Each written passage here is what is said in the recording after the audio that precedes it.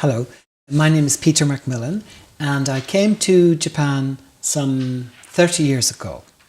After about 15 years living in Japan, I was wondering if I should stay here or if I should return to my country, Ireland. And I write poetry, and I've always been very interested in poetry of other countries. And I decided that I would translate a book of Japanese poems. And I thought that might give me the answer to my question. And so I discovered the book on my journey of discovery about Japanese culture and whether I should stay here or not. And so, as you can see, I'm still here. So that was the answer that I got.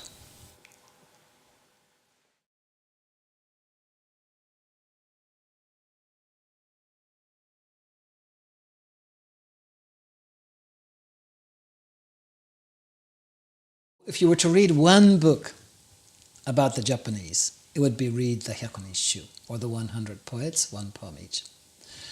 The reason for that is that because in these 100 poems we can find everything we need to know about the true spirit of the Japanese. Their love of nature, their celebration of the four seasons, the celebration of love. About 60% of the poems in the Hyakunin Isshu are love poems. So we can judge from that the Japanese spend a great deal of time thinking about love and are intensely emotional, as they're often not considered to be so.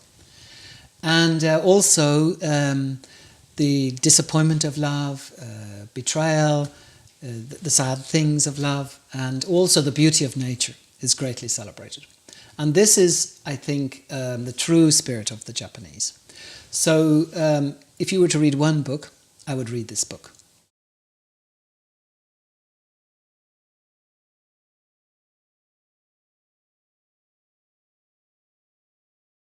Most complicated poems and the most brilliant poems in the Hyakunin Isshu are virtually all by women.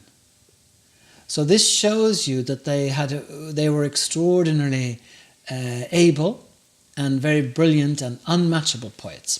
I'll read you now the poem by Una no Kamachi, number 9, in English. I have loved in vain, and now my beauty fades, like these cherry blossoms, paling in the long rains of spring that I gaze upon alone. So the original Japanese is Hana no iro wa, and Hana no iro wa means both the flowers, hana no iro, the flowers are losing their colour, but also I'm losing my colour and my beauty as well. And then in the poem she goes on to develop the two themes in a parallel way, using the same words in multiple associations and multiple punning. So I think there's about 8 or 9 poets, I think, in the Hyakunin Isshu, but I think we could say that they made an extraordinary contribution, and they show us that how brilliant and how extraordinary the women of the Heian period were.